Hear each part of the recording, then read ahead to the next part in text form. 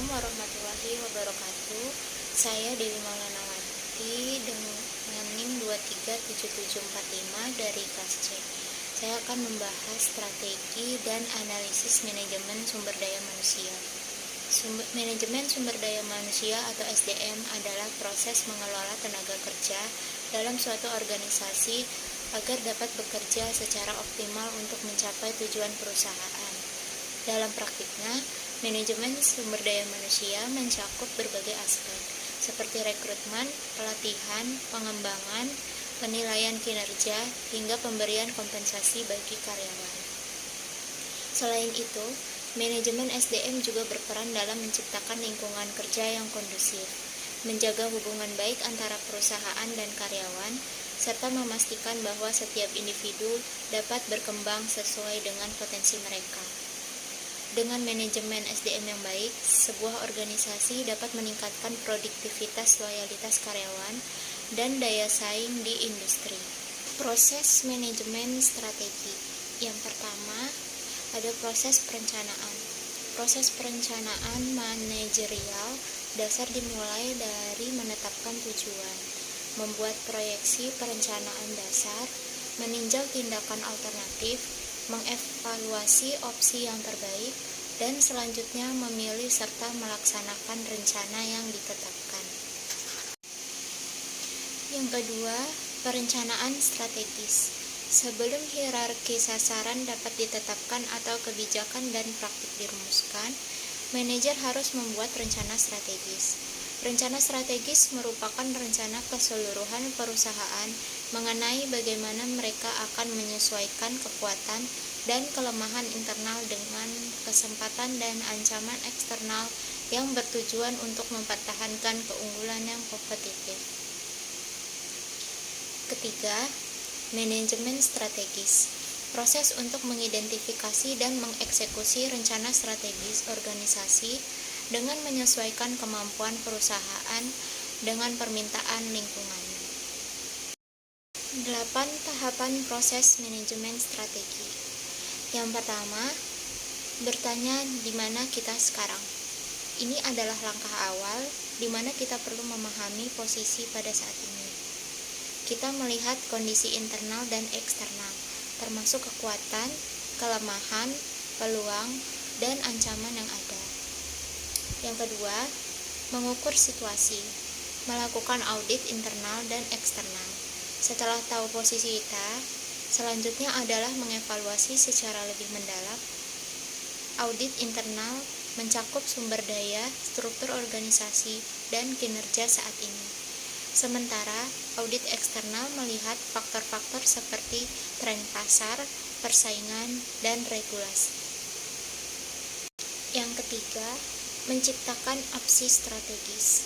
Berdasarkan hasil analisis, kita perlu membuat berbagai alternatif strategi yang bisa digunakan untuk mencapai tujuan.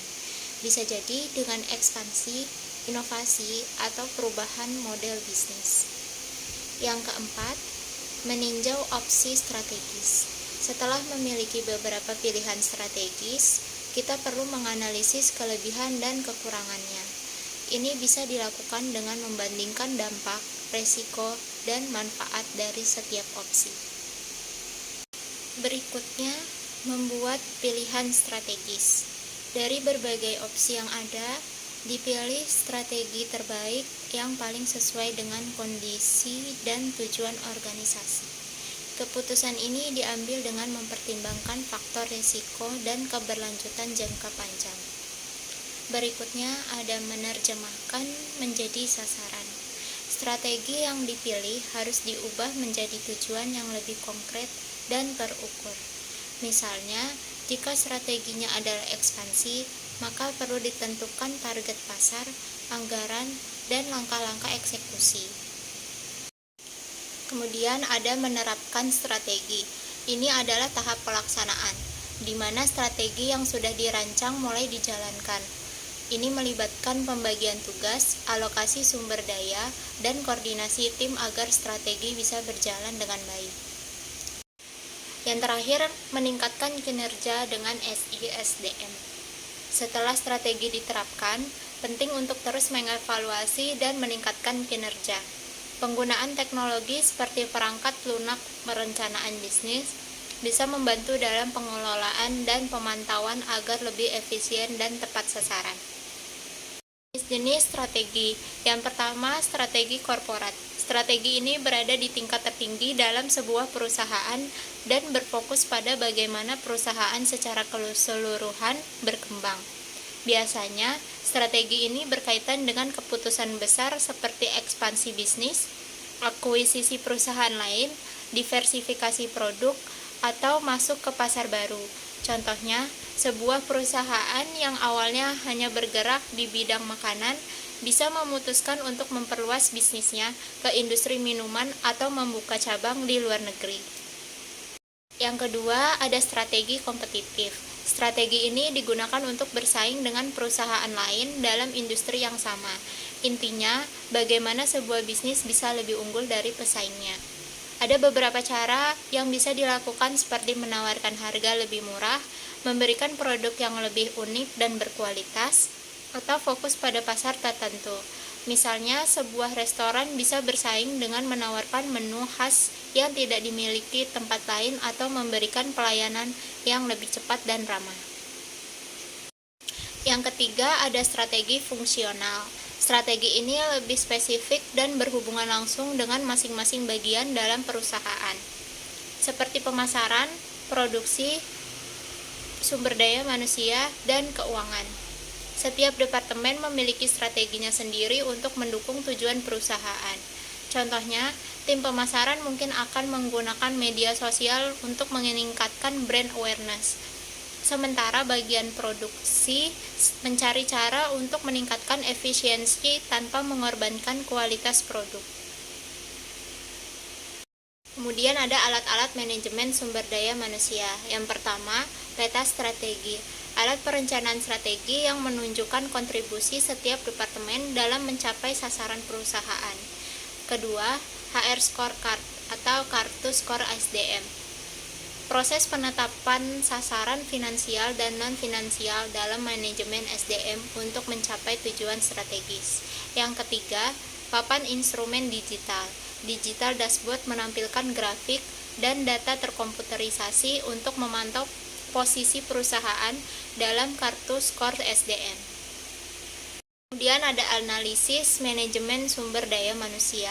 Yang pertama, analisis SWOT dalam manajemen SDM. Analisis SWOT mengevaluasi kekuatan, kelemahan, peluang, dan ancaman dalam pengelolaan SDM. Tujuannya adalah mengidentifikasi aspek yang perlu ditingkatkan serta tantangan yang harus dihadapi perusahaan. Kedua, analisis kesenjangan atau gap analysis dalam SDM. Analisis ini membandingkan kompetensi karyawan dengan kebutuhan perusahaan. Jika terdapat kesenjangan, maka diperlukan pelatihan atau rekrutmen agar kinerja tetap optimal. Yang ketiga, analisis produktivitas karyawan. Analisis ini mengukur efisiensi, kualitas kerja, dan penggunaan sumber daya. Hasilnya digunakan untuk meningkatkan kinerja melalui insentif, pelatihan, atau perbaikan sistem kerja. Keempat, analisis kepuasan karyawan. Kepuasan karyawan mempengaruhi motivasi dan loyalitas. Analisis ini dilakukan melalui survei atau wawancara untuk mengevaluasi lingkungan kerja, kompensasi, dan hubungan kerja. Definisi manajemen sumber daya manusia strategis.